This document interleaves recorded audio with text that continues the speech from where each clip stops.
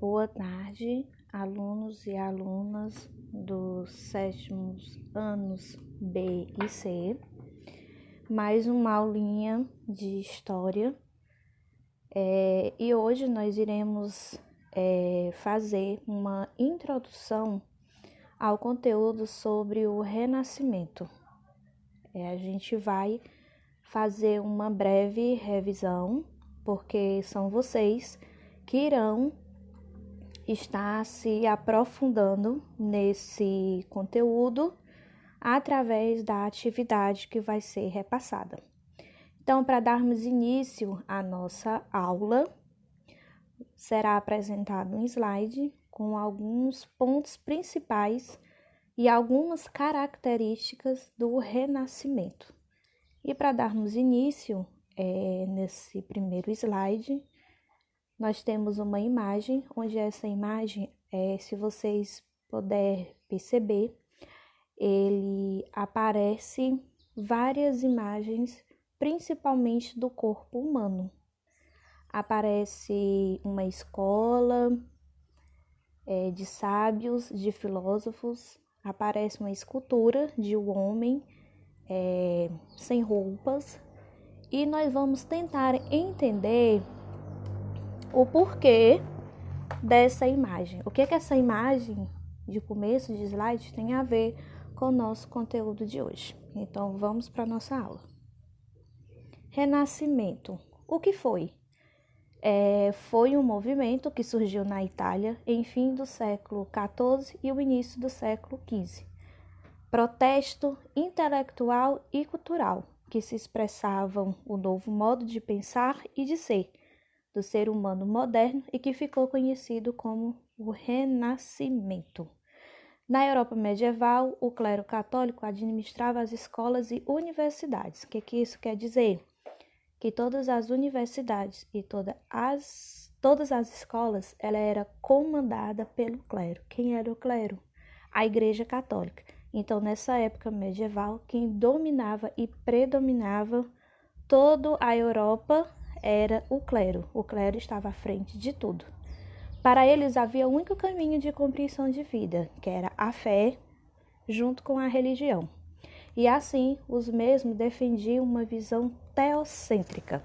Teocêntrica é Deus no centro de tudo, segundo o qual a vida deveria ser guiada pela crença na vontade de Deus, e que na Idade Média era conhecido e considerado como o centro do universo. Então, todos os povos que ali viviam na Europa medieval, eles não podiam ter outra escolha. Todos eles tinham que estar referente à sua fé junto com a religião, e todos tinham que estar referente a Deus. Alguns pensadores de uma corrente filosófica chamada de escolástica. O que significa a palavra escolástica? Escolástica vem de escola. E achava que a fé deveria ser conciliada com a razão, e defendia que a verdade absoluta estava na palavra de Deus revelada nas Escrituras. O que isso quer dizer, professora? Que teve um grupo, esse grupo de filósofos, eles não aceitavam a doutrina do clero. O clero é a Igreja Católica. Eles não aceitavam e não seguiam. Eles acreditavam que o conhecimento deles era muito melhor do que a doutrina na qual o clero ensinava. Por isso, eles achavam que, por eles não compreender, eles não aceitar a doutrina do clero, eles achavam que a razão, ela podia fazer uma conciliação com a fé. As duas poderiam andar juntas. Essa forma de ver o mundo não correspondia às transformações que estavam em curso na Europa desde o século XI, com a urbanização, a intensificação do comércio e enriquecimento de grupos denominados a burguesia. Nesse contexto foram surgindo ideias que pretendiam renovar os estudos tradicionais por meio da valorização de outras áreas do conhecimento, como a história, a filosofia, a literatura retórica e também a matemática. que é que isso quer nos dizer, professora? Que antes, a única doutrina que era repassada para a Europa medieval era a do clero, era da igreja.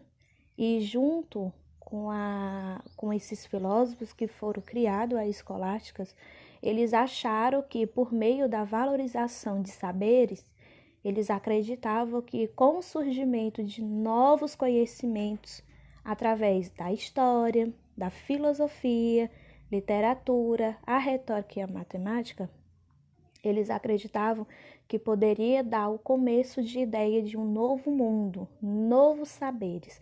E para quem não sabe, a palavra renascimento, essa palavra ela vem de renascer, né? Ela vem de renascer para o novo, está aberto para o novo. Então, esses filósofos, eles queriam novos conhecimentos, eles queriam colocar para fora e em prática as suas ideias. Muitos pensadores renascentistas criaram uma ideia de que a Idade Média foi um período de atraso, um milênio de trevas, durante o qual o conhecimento e a cultura da antiguidade clássica teria desaparecido. No entanto, essa ideia foi completamente equivocada, pois a cultura greco-romana continuou presente na literatura, nas teorias políticas, na educação e na própria filosofia.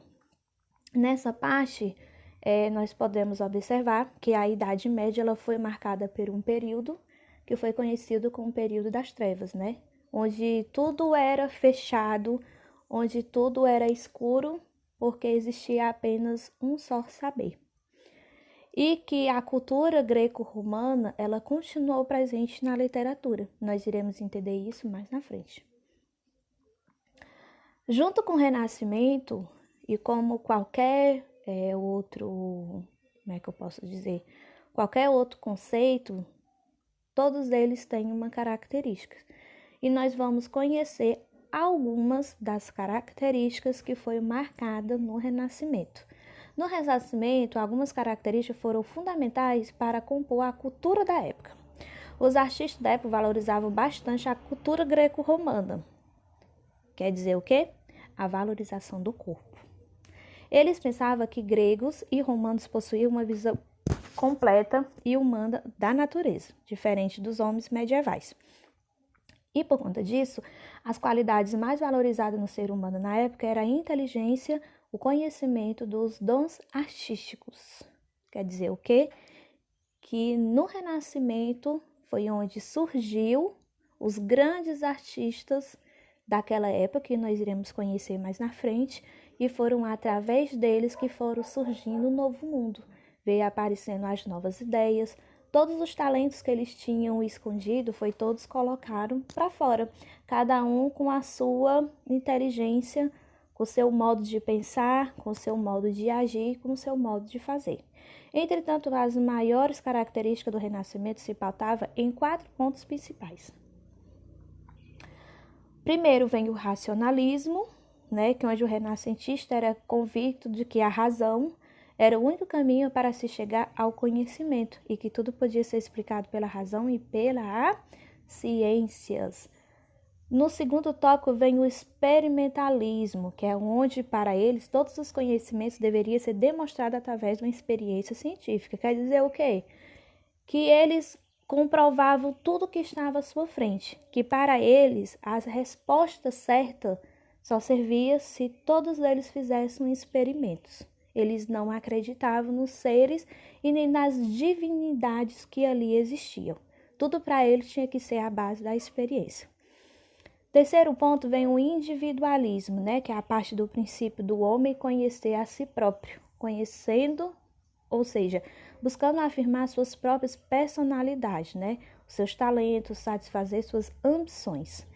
E o quarto ponto, que é o antropocentrismo, que colocava o homem, a suprema criação de Deus, e como centro no universo. Antes da gente chegar no Renascimento, nascer do novo, eles tinham Deus como centro de tudo. Então, Deus era a divindade principal que existia na Europa medieval. E com essa transformação, essa transição do Renascimento, O antropocentrismo, ele veio marcar o Renascimento. Por quê? Porque eles passaram a valorizar o homem. Eles começaram a colocar o homem no centro do universo. O homem como centro de estudo e Deus como centro da criação dele. Não é isso? E por último vem o espírito científico, né? Os estudiosos renascentistas, eles buscavam explicar o mundo por meio da observação, por meio da experimentação. Eles tentavam explicar o mundo através de cálculos, do método, do rigor científico. E com base nessas concepções técnicas, nos campos da matemática, na física, da astronomia, se destacaram alguns principais filósofos que, graças a eles, surgiu essas matérias, né? Esses componentes, como a gente chama. Um deles foi Nicolau Copérnico, que foi um astrônomo polonês, contestou a teoria geocêntrica. O segundo foi Jan Scriabin, que foi um astrônomo e também matemático. Galileu Galilei, que é o mais conhecido e o mais famoso dos filósofos e estudiosos do renascentista, que foi um astrônomo e também matemático e também filósofo. E por último, termina aqui a nossa apresentação. Agora fiquem todos ligados no nosso grupo de estudo, que lá estarei dando as ordens de como vocês irão desenvolver